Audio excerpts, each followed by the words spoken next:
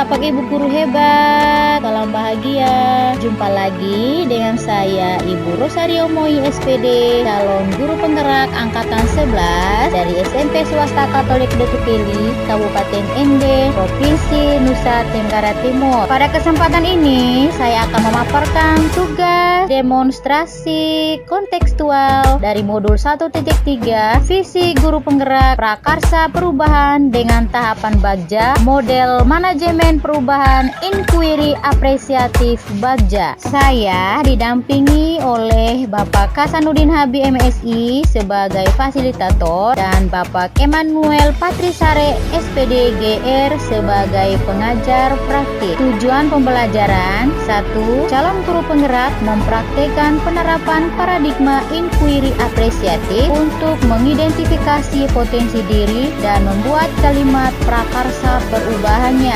2. Calon guru penggerak menyusun Bagja menurut kalimat prakarsa perubahan diri yang telah dibuat untuk kemudian menjalankannya. Sebelumnya kita harus mengetahui dulu apa itu paradigma inquiry apresiatif. Inquiry apresiatif atau IA dikenal sebagai pendekatan manajemen perubahan yang kolaboratif dan berbasis kekuatan. IA menggunakan prinsip-prinsip utama positif di sekolah. Pendekatan IA dapat dimulai dengan mengidentifikasi hal baik yang ada di sekolah, mencari cara bagaimana hal tersebut dipertahankan, dan memunculkan strategi untuk mewujudkan ke arah yang lebih baik. Berikut tahapan Bagja dalam inquiry apresiatif. Yang pertama, berawal dari buat pertanyaan, lalu ambil pelajaran, gali impian, jabarkan rencana, dan yang terakhir atur eksekusi. Nah, Bapak Ibu guru hebat, di sini saya membuat visi guru penggerak, yaitu menjadi guru dengan pendidikan yang unggul untuk membentuk generasi pemimpin masa depan dengan karakter kuat, inovatif, dan berwawasan global melalui pembelajaran berbasis teknologi, pengembangan potensi unik, dan partisipasi aktif dalam komunitas. Berikut adalah penjelasan masing-masing komponen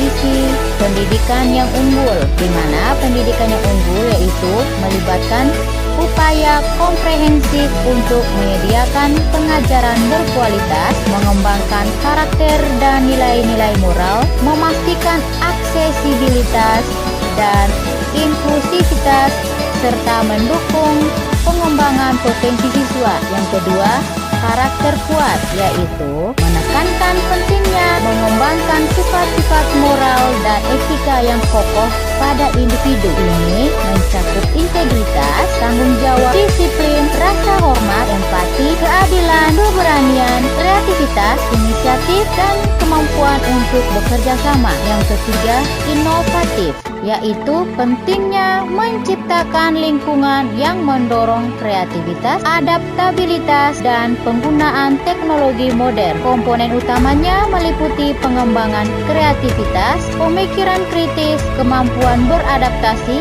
kolaborasi, eksperimen, kewirausahaan, keberlanjutan, dan pembelajaran seumur hidup. Yang keempat, berwawasan global, yaitu pengembangan pemahaman dan penghargaan terhadap keberagaman budaya, pengetahuan tentang isu-isu global, serta kemampuan berkomunikasi dan bekerja di lingkungan internasional. Yang kelima, pembelajaran berbasis teknologi, yaitu integrasi teknologi dalam pendidikan untuk meningkatkan aksesibilitas, personalisasi, dan kualitas pembelajaran. Yang keenam, pengembangan potensi unik, yaitu berfokus pada mengenali dan memaksimalkan keunikan individu melalui pendekatan yang dipersonalisasi. Yang ketujuh, partisipasi aktif dalam komunitas, yaitu menekankan pentingnya keterlibatan individu dalam kehidupan sosial untuk membangun masyarakat yang lebih baik. Selanjutnya, prakarsa perubahan diri, di mana sebagai guru kita harus berfokus pada visi aspek berkarakter dan profil pelajar Pancasila sebagai dimensi mandiri untuk berupaya meningkatkan rasa percaya diri, yaitu dimensi mandiri profil pelajar Pancasila pada siswa SMP swasta Katolik Detukeli melalui pembiasaan dan pembelajaran. Berikut tahapan Bagja berdasarkan prakarsa perubahan diri. Yang pertama, buat pertanyaan utama atau define. Pertanyaannya, bagaimana cara mewujudkan pendidikan yang unggul di abad 21 saat ini? 2. Solusi apa yang dapat diambil untuk mewujudkan pendidikan yang unggul? Sebagai tindakan dari pertanyaan untuk visi yang saya buat, yaitu penting untuk mengintegrasikan teknologi dan inovasi dalam proses pembelajaran. Hal ini mencakup penggunaan alat digital untuk mendukung kelas, fokus pada pengembangan keterampilan abad 21 seperti literasi digital dan kreativitas, serta personalisasi pendidikan untuk memenuhi kebutuhan. Dengan demikian, pendidikan akan lebih relevan, fleksibel, dan mampu mempersiapkan siswa menghadapi tantangan masa depan. Tahapan yang kedua, ambil pelajaran. Pertanyaannya, langkah konkret apa yang bisa diambil untuk meningkatkan kualitas pengajaran dan keterampilan guru di institusi pendidikan Anda? 2. Bagaimana cara melibatkan teknologi secara efektif untuk mendukung proses belajar mengajar yang lebih baik? Tindakan yang saya lakukan yaitu menyediakan pelatihan berkala untuk guru dan mendorong penggunaan metode pengajaran inovatif. Yang kedua, menyiapkan perangkat pembelajaran dengan memanfaatkan digital untuk mendukung pembelajaran interaktif dan fleksibel. 3. Menyelenggarakan program keterlibatan orang tua dan siswa seperti lokakarya, set informasi, dan kegiatan komunitas. Tahapan yang ketiga yaitu gali mimpi. Pertanyaannya, apa yang Anda harapkan siswa dapat capai atau peroleh dari pendidikan yang unggul? Inovasi atau perubahan apa yang Anda anggap paling penting untuk mencapai pendidikan yang unggul? Tindakan yang saya lakukan di sini yaitu siswa diharapkan dapat mengembangkan keterampilan abad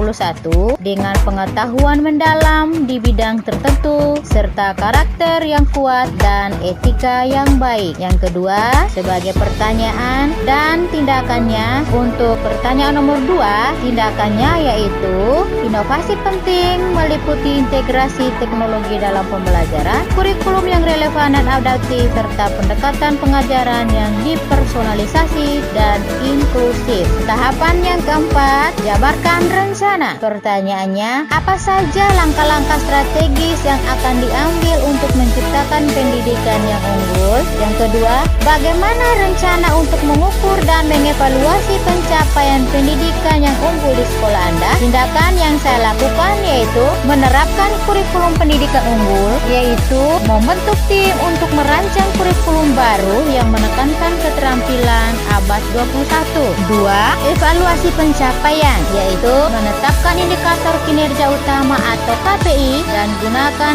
alat evaluasi untuk memonitor hasil. Lalu yang ketiga, sumber daya, yaitu mengidentifikasi kebutuhan, buat anggaran, dan cari sumber pendanaan untuk mendukung program pendidikan. Tahapan yang kelima, atur eksekusi. Pertanyaannya, apa saja langkah-langkah yang perlu diambil untuk memastikan berdaya termasuk fasilitas dan teknologi siap untuk mendukung pelaksanaan pendidikan yang kedua? Bagaimana mekanisme monitoring dan evaluasi yang akan digunakan untuk mengawasi progres implementasi program pendidikan unggul? Tindakan yang saya lakukan yaitu yang pertama, pengorganisasian tim pengajar dan staf. Yang kedua, persiapan sumber daya. Dan yang ketiga, mekanisme monitoring dan evaluasi. Demikian pemaparan tugas demonstrasi kontekstual modul 1.3 visi guru penggerak dari saya kali ini. Terima kasih. Salam guru penggerak, merdeka mengajar, Indonesia maju.